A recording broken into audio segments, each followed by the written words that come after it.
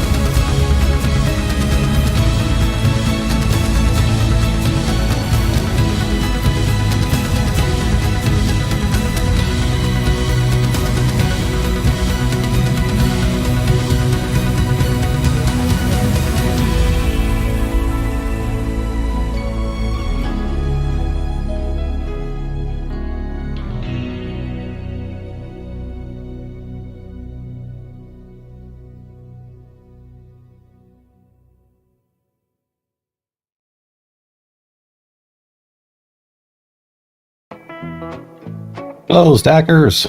Hoosier Stacker coming at you from Southern Indiana. Welcome to a Stackers Gathering, stacking for your preparedness. How's everyone doing this afternoon? Good to see you. Chris G, hello, and Shannon Smith and Sterling, Gold Maple, Dove, Ken O'Mine, and Paula, Mike Slice, good to see you. Nash, Carrie, and Melissa Jims, if you're still out here, hello. Hello, everyone.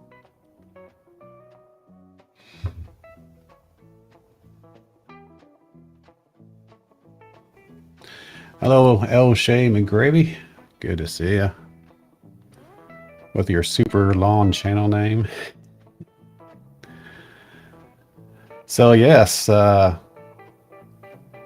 call it fate, call it coincidence, call it timing, call it whatever you want, but this new format of the Stackers Gathering coincides almost perfectly to the reason why I retooled the channel, or retooled the stream a couple weeks ago. So we'll get right into it. Hello, Casson 2006. Good to see you. Hello, Jennifer Hayes. Good to see you. So yes, the news of the day, which I don't know if you all know or not. I mean, it's been on the news, but I got a little bit of kicker here that I want to get off my chest. East Palestine, Ohio, the train derailment that occurred, I think 12 days ago, I believe.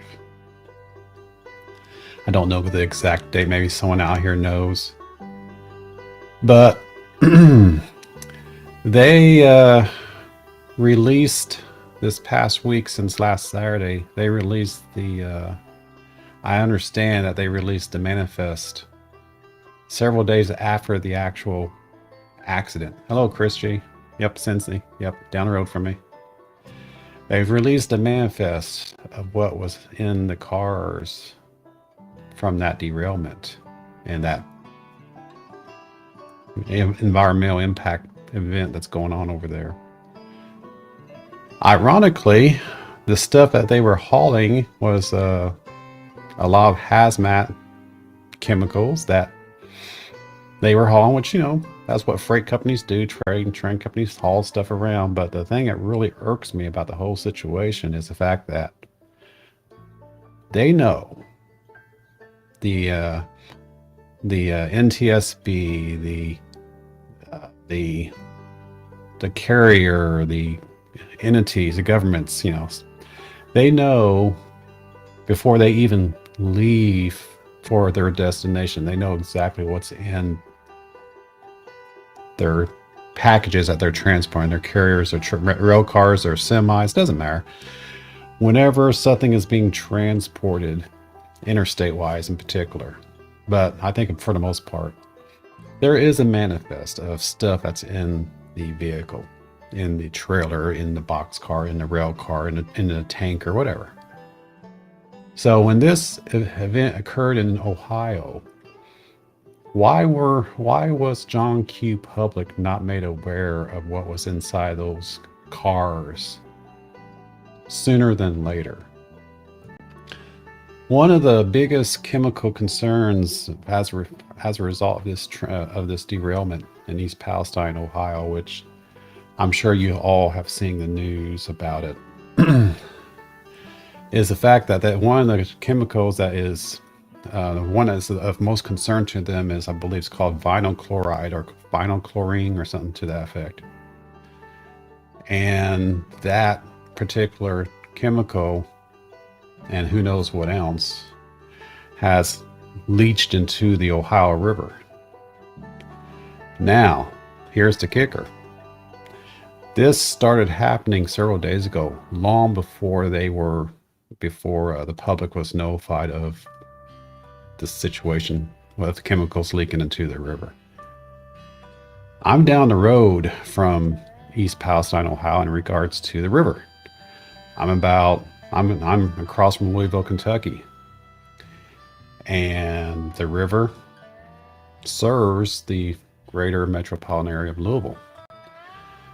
By the time that they actually officially released the manifest of the chemicals and of the stuff that had leached out, the water was already already here at Louisville, which I think we're like, I want to say we're like 200, maybe 250 miles away from East Palestine, right on the river.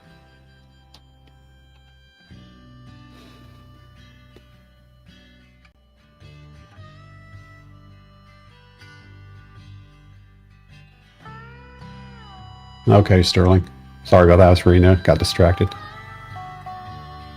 So yeah, so this impact to the the waterway, uh, was made publicly known a few days after the actual event had occurred, and I'm sure the chemicals began leaching into the river pretty much not too long after the actual accident had occurred. So that's the part that really irks me, is by the time that they actually made it publicly known that we had a situation with chemicals leaching into the river, it had already been a couple, 3 days of contamination had already occurred. Now, here we are. I think it's been like 12 days now. So anything that had leached out into the river has made it well down here and well beyond Louisville, Kentucky. Now, the local media for Louisville, WDRB in particular, Fox Channel, has indicated that, or they've interviewed the people that take care of the water system and all that utility to provide water to the area. They have claimed, they have indicated that nothing has shown as anything unusual in regards to what had leached into the river 250 miles away or whatever. So hopefully hopefully whatever did leach into the river has diluted to the point to where it's now safe. But that doesn't give any excuse for, one, them failing to disclose to the public that this is a concern, and two, this is even more impactful for people that live near the site of the actual accident that depend on that water. You know, yeah, it may be diluted to the point down here to where it's safe here, but what about the people in East Palestine or near East Palestine or just downstream from East Palestine? Why wasn't the information disclosed sooner so people could better protect themselves and be better prepared for a situation like this?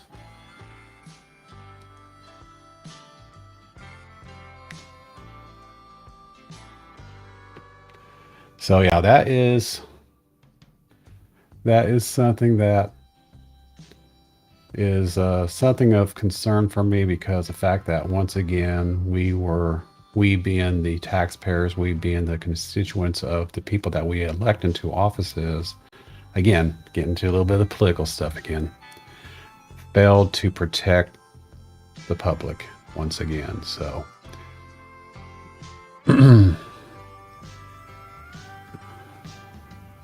just reading through the chat here. So yeah, that is something to be made aware of in regards to stacking for your preparedness. So this is a continuation of our discussion from last Saturday, stacking your water, because as I said last week, it doesn't have to be a global catastrophe. It doesn't have to even be a national catastrophe. It could be, well, in this case, regional. The incident occurred 250 miles away. It could have very well impacted me. I know, Dove. I tried to skim it just a little bit because there is unfortunately a lot of correlation, but yeah, I tried to skim it as little as possible. So yeah, this is exactly why we need to be prepared. So because this could have impacted a region, basically everyone downstream from East Palestine, Ohio. This is exactly why we have to be prepared. This is exactly why you have to be stacking your preparedness. And I actually completely forgot something that I installed here at my house several years ago. I actually installed a under sink filter, reverse osmosis filter. We hardly ever use it. If anything, our cat uses it to drink out of the faucet. But we actually have the ability to filter out water coming from the utility if we ever need it.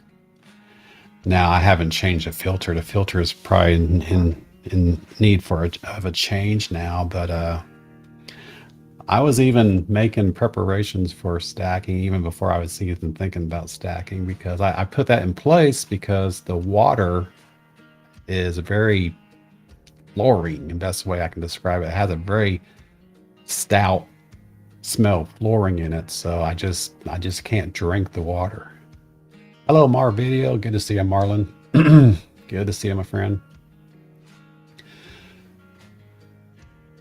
So yeah, we actually picked up a under sink filtering system just to have, because I don't like drinking the water directly. I can't drink it out of the tap. I have to drink it through this faucet or this filter, because it's just the way the city has treated the water is very stout. And no, I haven't had a chance to go to the city's website yet to look at the concentrations of what they put into the water. I meant to do that. I did not do so, but just knowing that when I open up the tap and I can smell you can just smell that's been treated. I can't drink it for that reason. So that's why we have a filter system. So with that filter system, and I didn't think about this until about 20 minutes ago, driving back from Popeyes, picking up dinner for Mrs. Who, I could easily take that filter system, reroute the tubing that's going to the faucet down into the basement here in my studio, my basement, and begin filling those 55-gallon drums through this filter system. It'll be a slow process, but it would do the trick.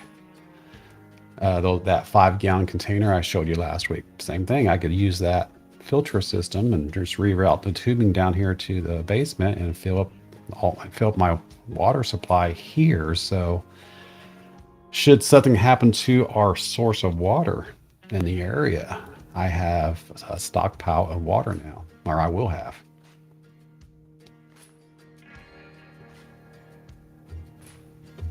Yeah, well, I've tried to do the chug from the tap, and nah, you can smell it. And I just can't get past that smell. I'll use the water for everything else, but I just won't consume it.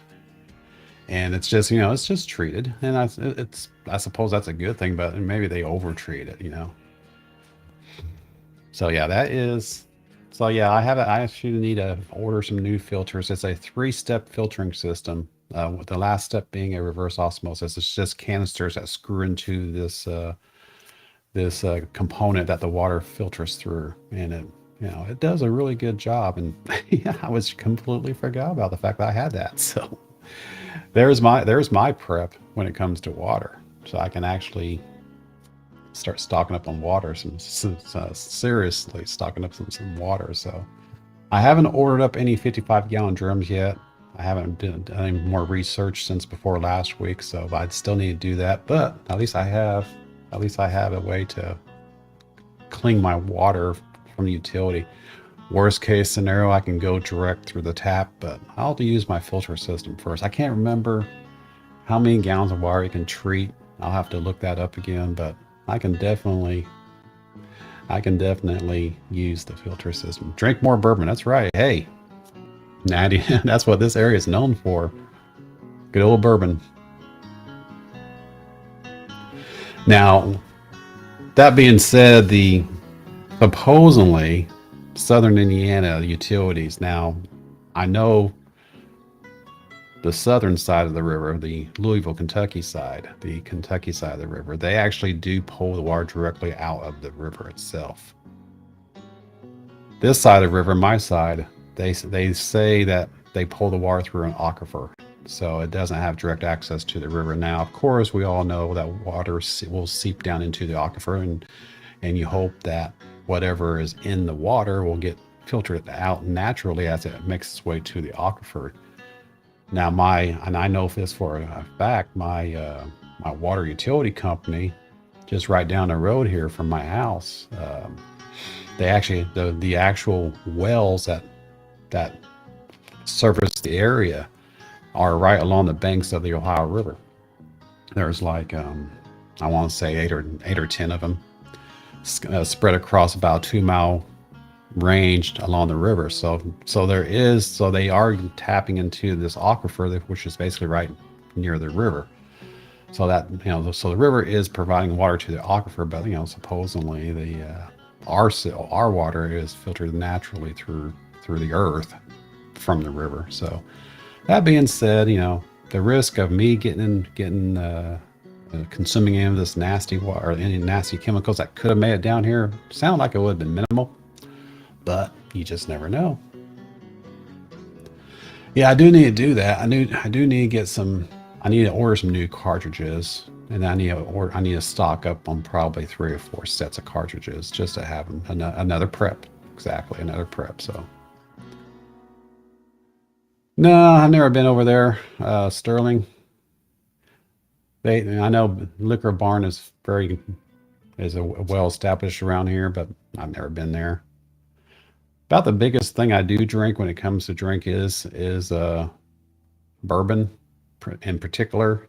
Maker's Mark is my go-to when it comes to bourbon. It's very smooth, and I blame one of the guys at work for turning me on to it because he turned me on to Makers and Coke, I believe it was. Super smooth. I think it was Makers. Pretty sure it was Makers. It was real smooth. It was either Makers or it was Woodford Reserve are the two. Of course, there's a lot of bourbon distilleries around here that are mainly just a local staple. They do produce their own version of bourbon, but it is not like your renowned ones like your Johnnies and your Makers and your Woodfords, and ones that do sell outside of this area well. They do have local distilleries that they have distilleries here that aren't as well. You won't find these bourbons in California, for example. But yeah, there's actually, if you ever are in this area, hello Aunt Laura, good to see you. If you ever are in this area, they do have a Bourbon Trail. Starts in Louisville, and there's, oh man, I can't remember exactly how many bourbon distilleries or how many bourbon companies there are. I want to say 10 or 12 or something like that. Distilleries, distilling companies. And like I said, there's a lot of them that they make their product, but you don't see them outside this immediate area. And then you have your Makers and your Woodfords and your Johnnies and you see those ones that are everywhere.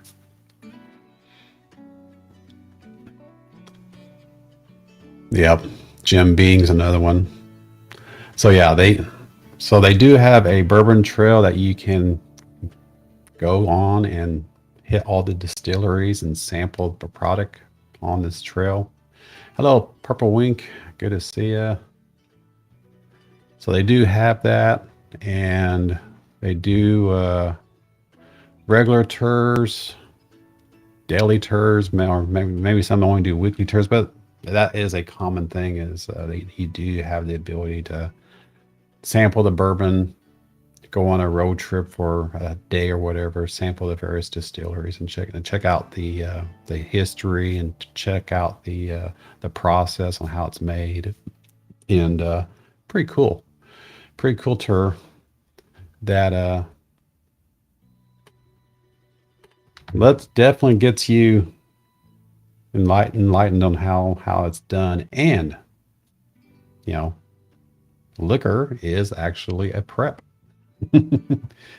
not only can you, if it's potent enough, not only can you use it as a way to, I wouldn't call it sterilize, but you can actually consume tainted water if it's been distilled properly. And it's also a good prep because people have to have it. Sort of like coffee. I don't do coffee, but a lot of people do, and I like the smell of coffee. I just don't drink it. So the coffee is a staple. It's also a prep, and it's a good barter. It's a good barter. That and alcohol, both are good barter material.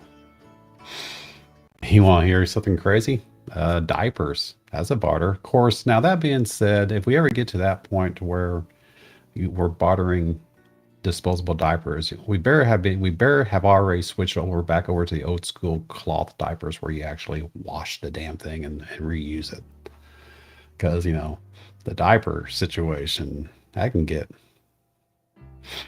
that's the diapers are very bulky. They take up a lot of space in your stacking inventory and stacking area. So I'm sure if we ever got back to that point, we would go back to cloth diapers in a heartbeat. Or like there's pictures out there, not publicly, but there's pictures out there when I was a baby, butt ass naked. That's how my parents. That's how we were raised. We ran around butt ass naked when I was a baby. There's pictures out there. Not out here, but they're out there. I think Mrs. Who's got a picture. But that's how we used to do it. I mean, there weren't no cloth diapers. We used to run around like that. Too much information, Hoosier. Yeah, exactly, Sterling. Ammo is another good barter.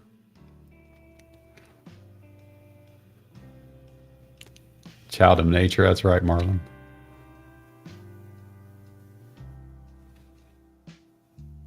Yeah, and Adam, there are obviously firearms is a needed prep, but and of course the ammo that comes with it. But it's not just that particular thing. There's many facets to prepping beside, and it's not, and that's why I had mentioned last week.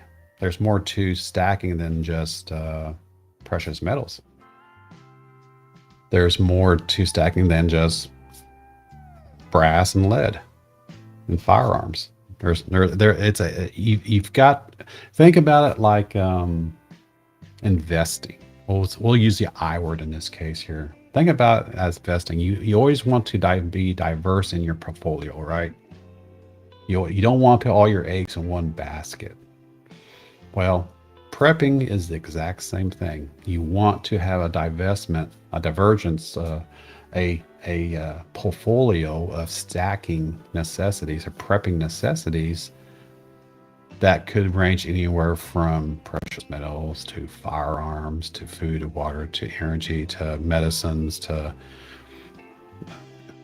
it can go on and on. And I always go right back to those 3 or 4 things because those are the very first things that popped in my mind. But if I actually sat down and put some serious thought into it, there's so much more that we can prep. There's so much more that we can stack in our preparedness. It is, Dove. It's very much, you have to get into that mindset to really be efficient at it.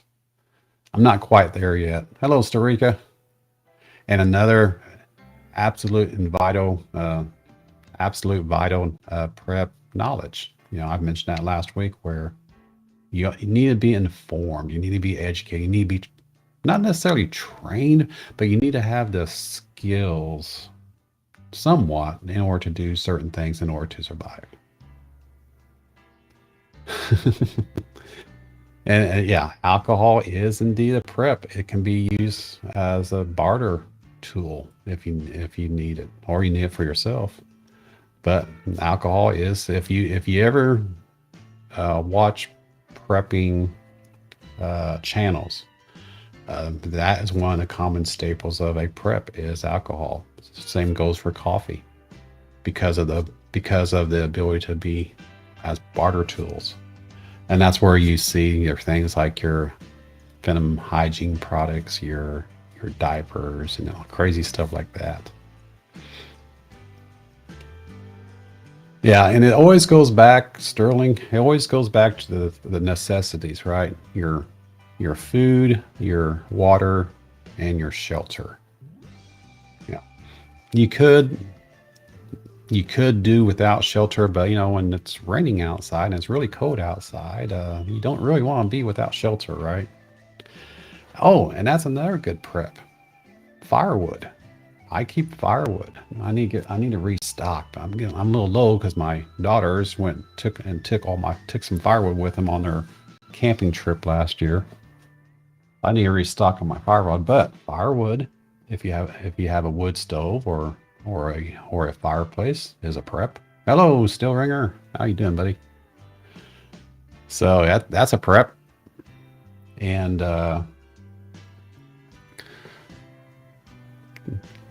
propane.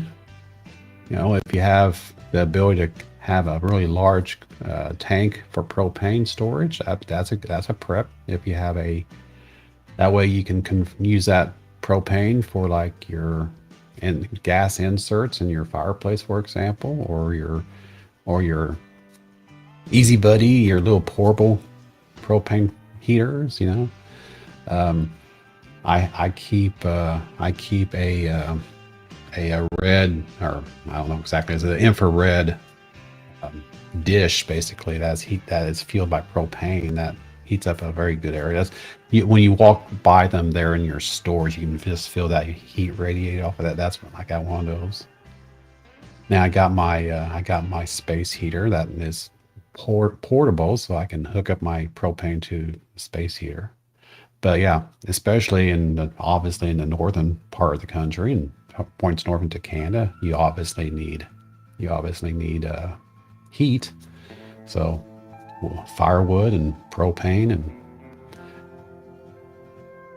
and that goes back to having a wood stove, because yeah, I have a fireplace here, but it's not very efficient. I'd rather have a wood stove, so that's something I'll have to get eventually.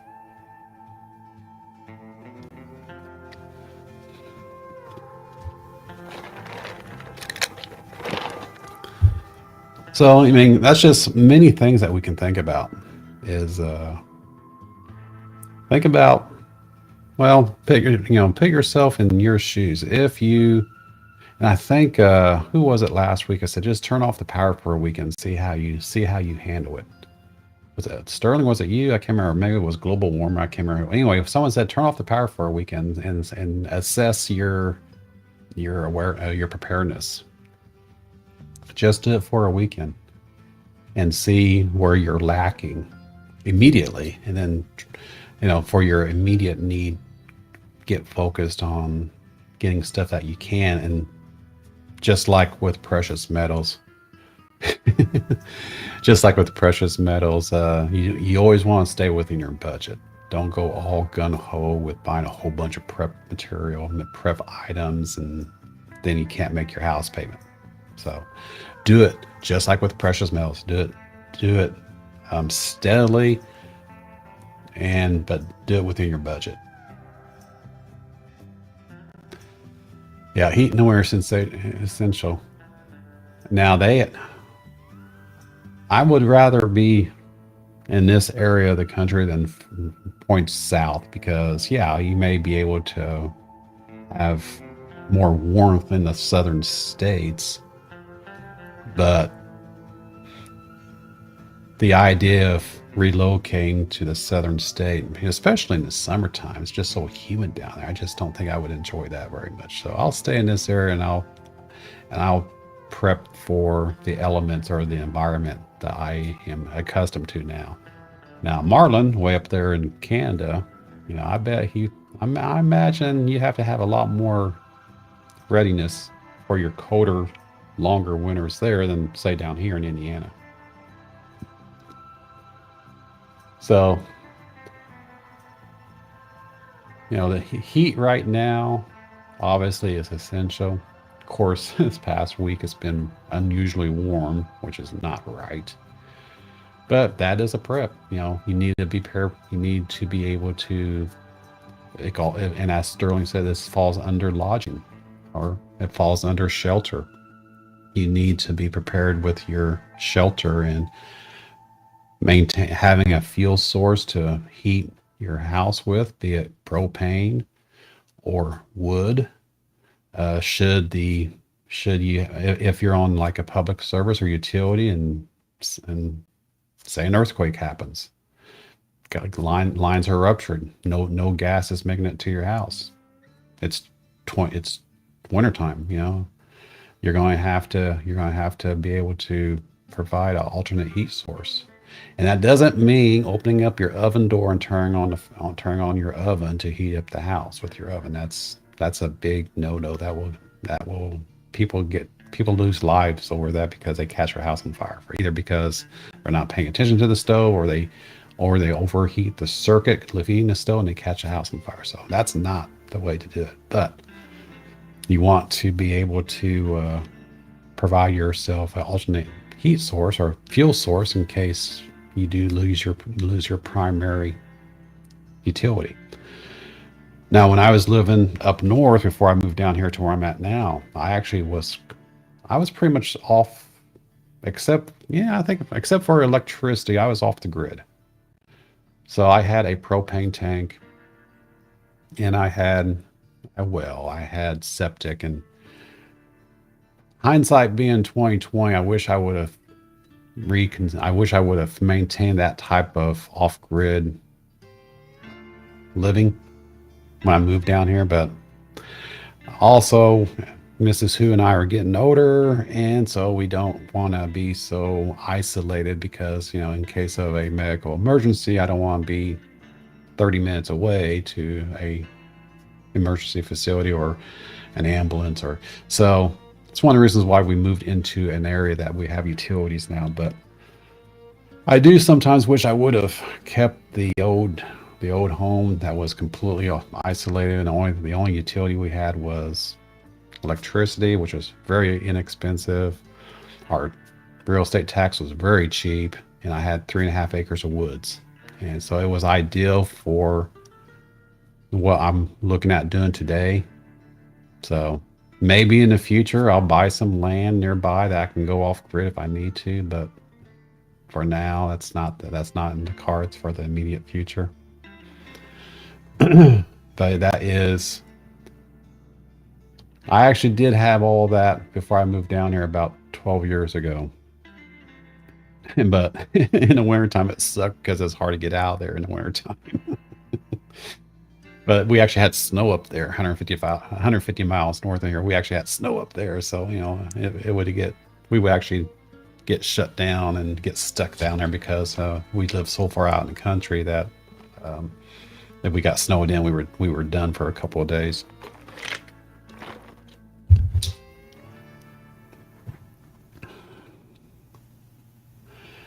Yep, and I'm always looking for, Sterling talking about staying away from the cities and stuff.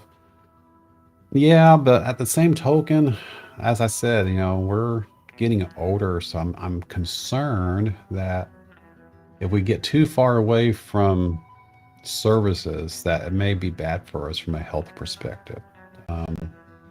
If we have to go to the hospital for an emergency, I'm concerned that I won't have immediate access to an ambulance or fire services. Or my old house, my old place up north, 10 minutes for an ambulance, probably about 15 minutes for a fire department. And because the fire department was a volunteer service, ambulance was a private service, but they were stationed 10 minutes away from my house. So if we're having an emergency, I would have to call 911 or whatever. I guess I did have phone in addition to electricity there, but anyway, had an emergency, call 911. I would have to wait 10 minutes, or I would have to drive myself. And Mrs. Who did that when she way back. Oh man, well, it was probably 15 years ago. She had a heart attack, and I was working about an hour away, so she drove herself to the hospital because she didn't want to wait for the ambulance. I still razz her about that because she was trying to she knew she was having an issue, so she didn't want to wait for an ambulance. So I don't blame her there, but I do razz her a little bit. Like, well, you should call it. No, you don't want. When we live that far out, yeah, I fully understand that you will want to call and wait for an ambulance there, because especially when you're definitely having a problem. But yeah, she did. Anyway, That was one of the.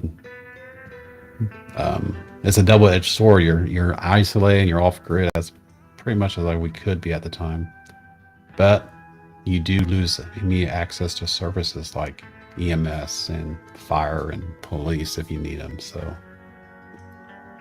it's a trade-off.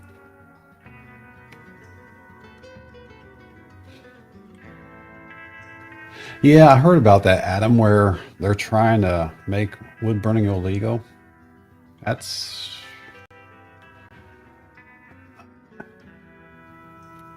all I can say about that is you're only if they're wanting to stop burning wood to heat your home, forcing people to use a different fuel source, you're only moving the need of a fuel source up the chain. So, okay, you get rid of wood. Well, we want you to use natural gas. Well, the natural gas has to be acquired up the chain somewhere. You want to use coal? Well, back in the day, if you want to use coal, guess what? It's got to be harvested somewhere. So it's like the electric vehicles. I mean, yeah, electric vehicles, whatever. It's supposed to be the best thing since the combustion engine. But you still have to fuel that electric vehicle. It's got to be coming from some source being provided by a utility, your light company or whatever. So they can, it sort of reminds me of all the stupid laws. Okay, get into a little bit of political here. All the stupid laws that politicians put out because they want to make things better, like registering your firearm. No one is going to give people that are felons or people that are criminals don't give a rat's ass about registering their firearms. Biden and folks up there in Washington, D.C. and all the liberals. The people that actually are going to be the ones to cause the harm aren't going to register their vehicle or register their firearm. They aren't going to play the rules. They're going to do it their way, the illegal way in their eyes, but they're not going to. They may be illegal in the politician's eyes, but they're not going to register their firearm because it's illegal. If you don't, a felon doesn't going to give a rat's ass about registering your firearm. The only thing that all the stupid stuff that politicians want is only providing vulnerability to the actual law-abiding person. Plain and simple. So this thing about wanting to make wood stoves illegal in 2023. People are going to do what they need to do to survive. There's not going to be any entity, there's not going to be a wood fire police out there that's going to arrest you for burning wood. The resources to police something like that isn't there. See, that's what I get for getting on my political tangent. But yeah, come on, folks. The people up there, they're only putting these stupid laws out there in order to appease a group of people that will get them reelected. Plain and simple. It's all about that. And it's complete waste of resources, complete waste of tax money, complete waste of time to put this stupid stuff out there, knowing that, okay, your braces. People that have braces out here, and you know what I'm talking about. People have braces for their firearms. Who's going to comply? No.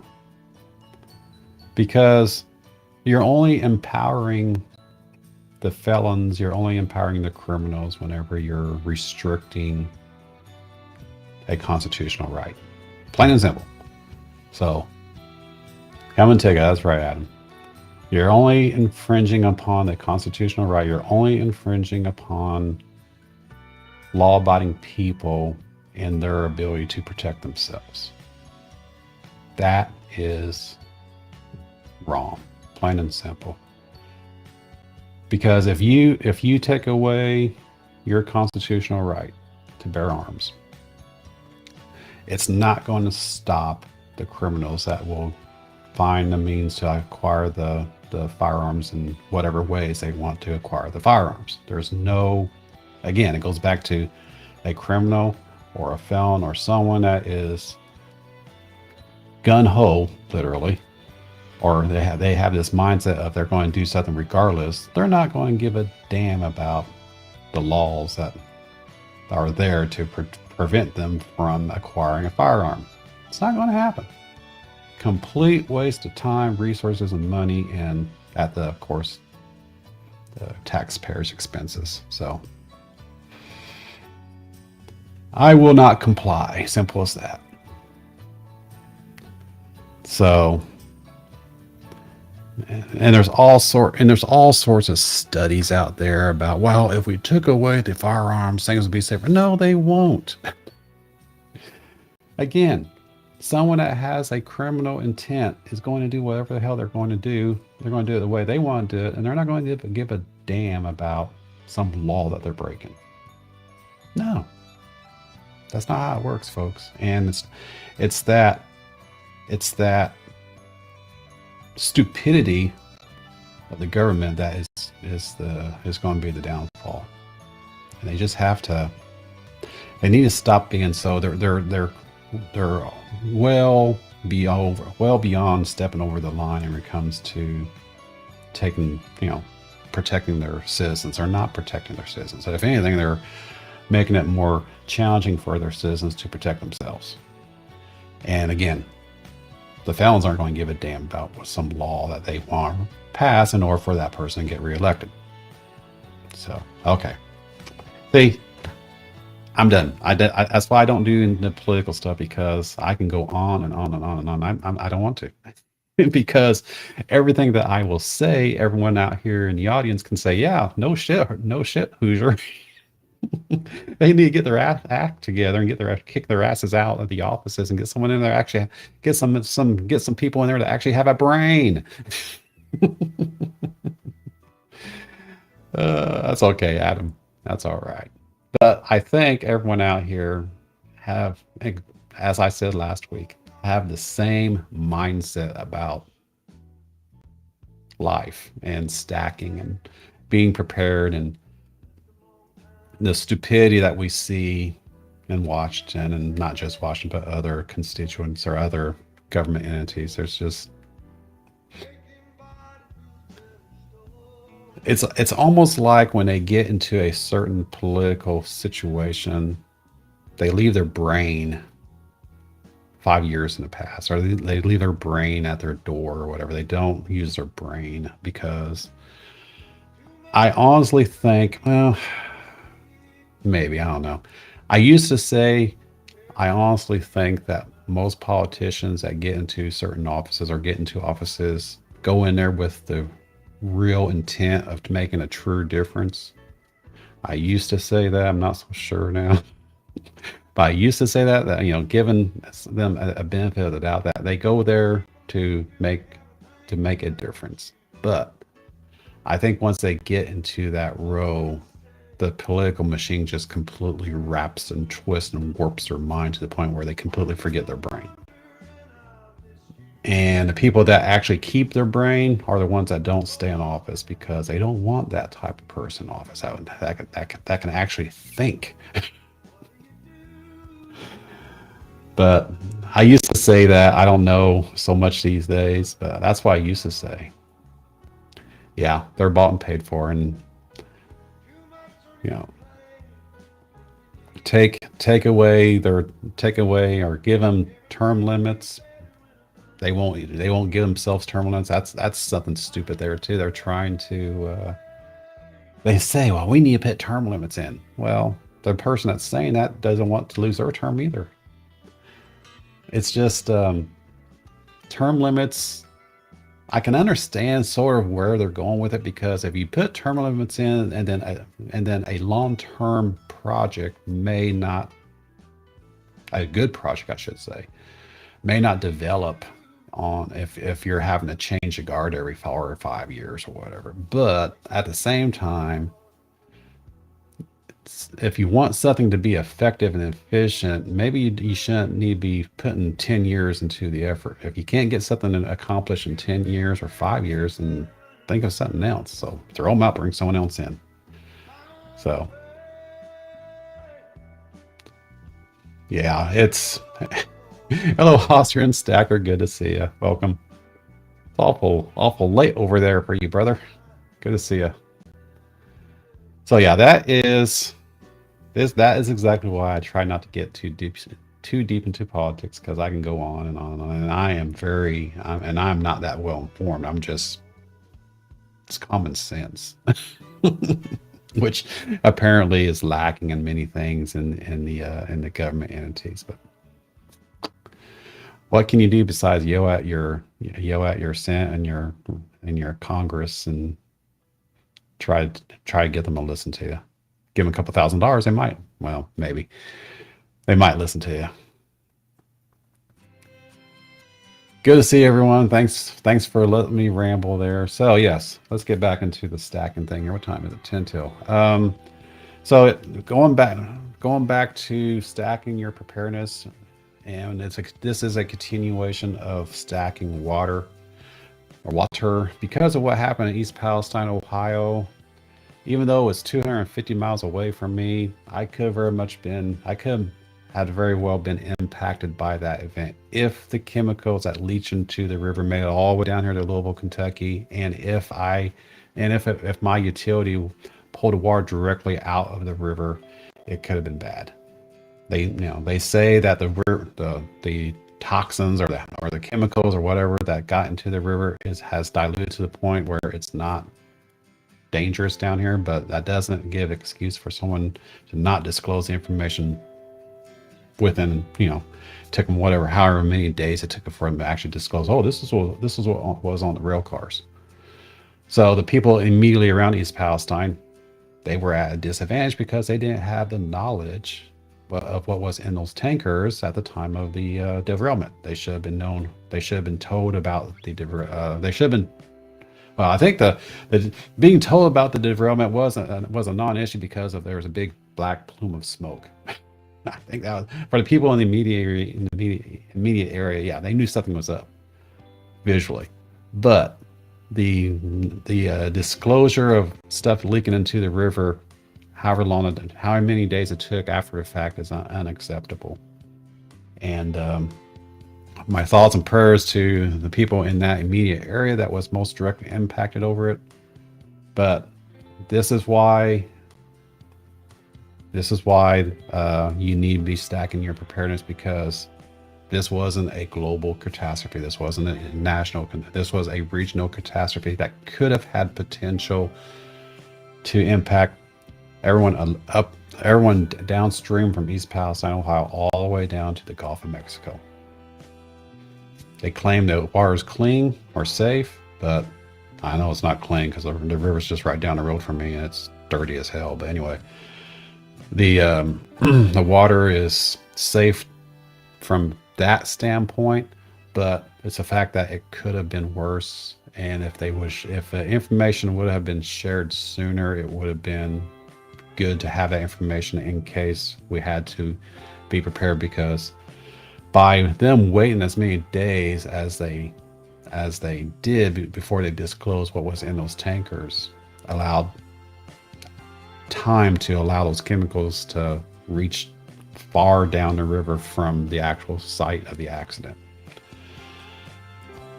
So that would give you, if that was me and those chemicals did actually surface in the river right here, I wouldn't have time to stack my water right then and there. So you have to be able to stack in advance and not wait until the last second. In order to protect yourself, you need to be thinking about stacking for future potential situations, to where if you need it, you'll have it, and you hope that you don't have to use it. But as I have said before, it's better to have it and not need it, and then need it and not have it. And If we would have been informed sooner of the situation, people could have had the opportunity to stock up on their water. Um, they did not give us that opportunity to be prepared. So that is why only you are the only person that you can be prepared for. Only you can be the one that makes those preparations. Don't expect entities to say be prepared. Don't expect government to say be prepared. You need to do it yourself, because in this situation right here, an event occurred and nothing was disclosed until well after the event, and that could have been very potentially bad if it had made it this far down the river. It did not, so blessings there. But the point is, you gotta be prepared. You gotta be prepared yourself, and not be dependent on others to prepare you. And you need to do it as far in advance as you can. Don't wait until until you hear about it on the news. Well, hell, I should have done this. Should have, could, would have. You need to be more. You gotta be prepared in your preparedness in advance. So that is the takeaway for this show for this evening, folks. And I actually was thinking about actually putting some opportunity together to actually, we got 5 minutes. We got 5 more minutes. Let's do this. I'm a prepper. I'm a stacker. I'm more of a stacker than prepper, but I'm transitioning more into both equally. So I know of many channels out here on YouTube that are dedicated to prepping. There's a couple of channels that talk a little bit about precious metals, but most of them just talk about the prepping aspects of things. But I disagree with that. I think they should be talking more about prepping as a whole rather than just one particular niche like firearms. As I said earlier, this is a gauntlet of things that you need to be prepared for, that you need to prep for. And one of the channels that I spend a lot of time watching is Pinball Preparedness. I don't have his link handy, but anyway, if you just do a search for Pinball Preparedness, he's a very, very very easy to find channel name. So you'll be able to find him if you're interested. And he does daily videos, and he talks about sensible prepping, nothing too crazy. And he also brings out information about the situation with Ohio, which again I didn't know about until I saw it on his video. So I'm like, what the hell? And so that's one channel, Pinball Preparedness. Check out his channel. Get yourself educated, get yourself informed. He does provide a little bit of gauntlet information when it comes to many things. He just put a video out about a solar generator that he is giving one away, and he's keeping one for himself anyway. He's giving out a solar generator. Aaron G is a prep. He also put out a video about a water filtration system that is battery operated. He actually ran a water through from his pond, and the water was crystal clear. And he was talking about that particular product. So a little bit of gauntlet of various information. And Sailor Stacking, my friend, thank you for the gifting those 5 memberships, my friend. Appreciate that. Thank you for that. So yeah, they have so it's, Pinball Preparedness is one of the channels I visit regularly and get educated with. And for me, that's what it is for me. It's the educational side of prepping. Hello, John Camper. Good to see you. So Austrian, you just became a sponsor or became a member. Thank you, Sailor, for that gift for Austrian, and John Camper as well.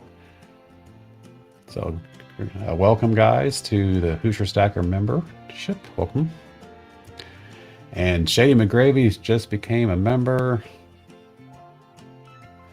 Welcome, Shady. And thank you, Sailor, for your gift. Appreciate it. Very cool of you there, Sailor. So yeah, so Pinball Preparedness is a good channel if you need to be educated. He doesn't go all crazy on one particular facet of preparing. It's a sort of a gauntlet thing. He did some gardening, prepping information a couple of weeks ago. Another one that I pay attention to is a sensible prepper or sensible prepping. Is it prepper or prepping? I can't remember which. Anyway, it's sensible prepper, I believe. And he does sort of the same thing. It's more of an educational, you know, these are things that you need to prep for, you need to stack and make use of odd things for something, you know. You know, he talks about, you know, needing nylon cords and all the various things that you can do with that. He even put a video out a couple years back about using a condom as a pillow. I don't know why or anyone would want to do that, but hey, you could. He does a lot of videos where he talks about your common household stuff you can use on various different ways. Case in point, condom as a pillow. So, and Kid on Mine's been gifted the membership. Thank you, Sailor. So yeah, that is thank you, Shady, for that. Put that link in there. Appreciate that. But yeah, Sensible Prepper is a good channel, good information there. And as his channel name states, he talks about prepping sensibly, and that's exactly what I want to do, is start prepping, talking about stacking, prepping sensibly as we need to be prepared, because you just never know.